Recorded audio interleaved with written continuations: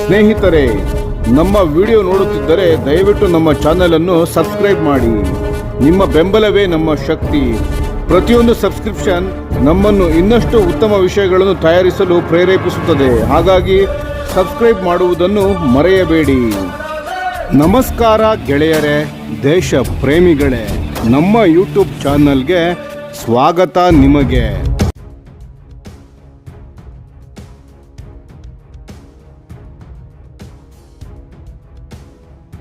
ಭಾರತ ಈಗ ತನ್ನ Rafale fighter ಜೆಟ್ಗಳ ಖರೀದಿಯಲ್ಲಿ ಇನ್ನೊಂದು ದೊಡ್ಡ ಹೆಜ್ಜೆ ಇಡ್ತಿದೆ.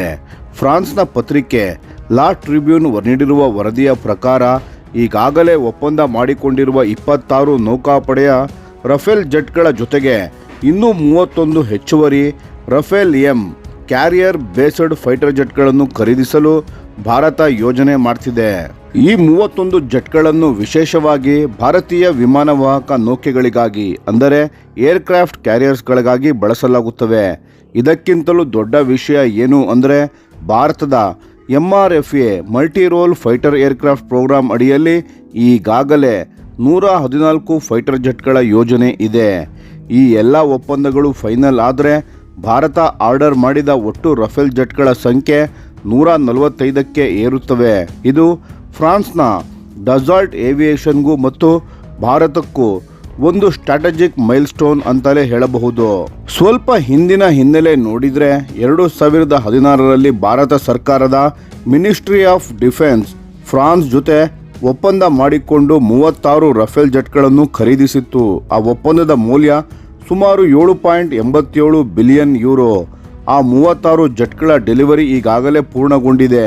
ಇದರಿಂದ ಭಾರತೀಯ ವಾಯುಪಡೆಗೆ 2 ಪೂರ್ಣ ರಫೇಲ್ ಸ್ಕ್ವಾಡ್ರನ್ಗಳನ್ನು ರಚಿಸಿಕೊಳ್ಳಲು ಸಾಧ್ಯವಾಗಿದೆ. ಅದಾದ ಮೇಲೆ 2025ರಲ್ಲಿ ಭಾರತೀಯ ನೌಕಾಪಡೆಗಾಗಿ 26 ರಫೇಲ್ ಮೆರಿನ್ ಫೈಟರ್ ಜೆಟ್ಗಳ ಹೊಸ ಒಪ್ಪಂದವೂ ಆಗಿದೆ.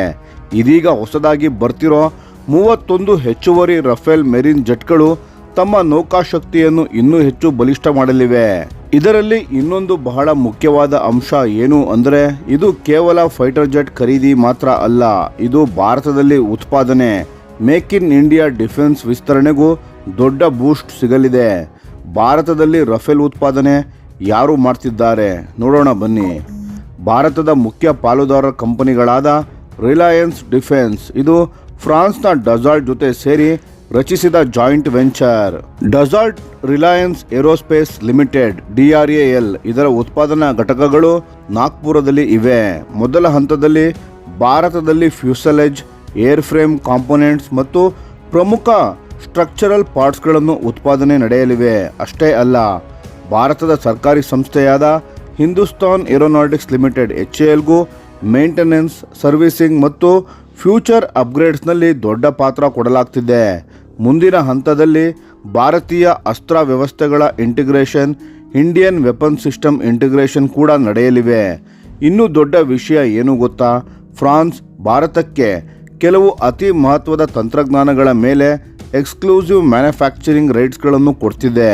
ಅದರಲ್ಲೂ ಪ್ರಮುಖವಾಗಿ AASM ಹ್ಯಾಮರ್ ಆರ್ಮಮೆಂಟ್ ಏರ್ಸೋಲ್ ಮಾಡ್ಯುಲರ್. ಇವು ಪ್ರಿಸಿಷನ್ ಗೈಡೆಡ್ ಸ್ಮಾರ್ಟ್ ಬಾಂಬ್ ಆಗಿದ್ದು, ಇದಕ್ಕೂ ಮೊದಲು ಇವುಗಳನ್ನು ಕೇವಲ ಫ್ರಾನ್ಸ್ನ ಸ್ಯಾಫ್ರಾನ್ ಎಲೆಕ್ಟ್ರಾನಿಕ್ಸ್ ಅಂಡ್ ಡಿಫೆನ್ಸ್ ಮಾತ್ರ ಉತ್ಪಾದನೆ ಮಾಡ್ತಿತ್ತು. ಆದರೆ ಈಗ ಈ AASM ಹ್ಯಾಮರ್ ಬಾಂಬ್ಗಳ ಉತ್ಪಾದನೆ ಕೂಡ ಭಾರತದಲ್ಲೇ ಆರಂಭವಾಗಲಿದೆ. ಇದು ಭಾರತಕ್ಕೆ ತಂತ್ರಜ್ಞಾನದ ವರ್ಗಾವಣೆ, ಆತ್ಮನಿರ್ಭರ ರಕ್ಷಣಾ ಉತ್ಪಾದನೆ, ಡಿಫೆನ್ಸ್ ಇಂಡಸ್ಟ್ರಿಯಲ್ ಪವರ್ 3 ಕ್ಷೇತ್ರದಲ್ಲೂ ದೊಡ್ಡ ಬದಲಾವಣೆಯನ್ನು ತರಲಿದೆ. ಇದು ಕೇವಲ ಫೈಟರ್ ಜೆಟ್ ಖರೀದಿ ಅಲ್ಲ, ಇದು ಭಾರತದ ವಾಯುಶಕ್ತಿ, ನೌಕಾಶಕ್ತಿ, ರಕ್ಷಣಾ ಉತ್ಪಾದನೆಯ ಶಕ್ತಿ, ಸ್ಟ್ರಾಟಜಿಕ್ ಸ್ವಾವಲಂಬನೆ ಈ 4 ಕ್ಷೇತ್ರಗಳಲ್ಲಿ ಒಂದು ದೊಡ್ಡ ಜಿಗಿತವಾಗಲಿದೆ. 145 ರಫೇಲ್ ಜೆಟ್ಗಳು ಅಂದರೆ ಇದು ಭಾರತವನ್ನು ಏರ್ ಪವರ್ ಸೂಪರ್ ಪವರ್ ಲೆವೆಲ್ಗೆ ಇನ್ನಷ್ಟು ಹತ್ತಿರ ತರುತ್ತಿದೆ.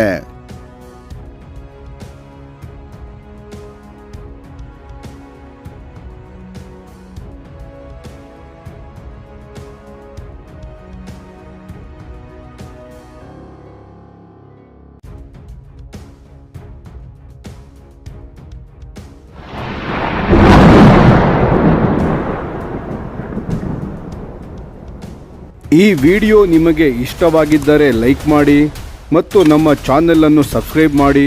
ಹಾಗೂ ಬೆಲ್ ಐಕಾನ್ ಒತ್ತಿ. ಯಾವ ಅಪ್ಡೇಟ್ಗೂ ಮಿಸ್ ಆಗಬೇಡಿ. ಡಿಫೆನ್ಸ್ ಸುದ್ದಿಗಳನ್ನು ತ್ವರಿತವಾಗಿ ಪಡೆಯಿರಿ. ನಿಮ್ಮ ಬೆಂಬಲವೇ ನಮ್ಮ ಶಕ್ತಿ. ಭಾರತ ಬಲಿಷ್ಠವಾಗಲಿ ಎಂದು ಆಶಿಸುತ್ತಾ ಭಾರತ ಮಾತೆಗೆ ಜೈ. ಧನ್ಯವಾದಗಳು.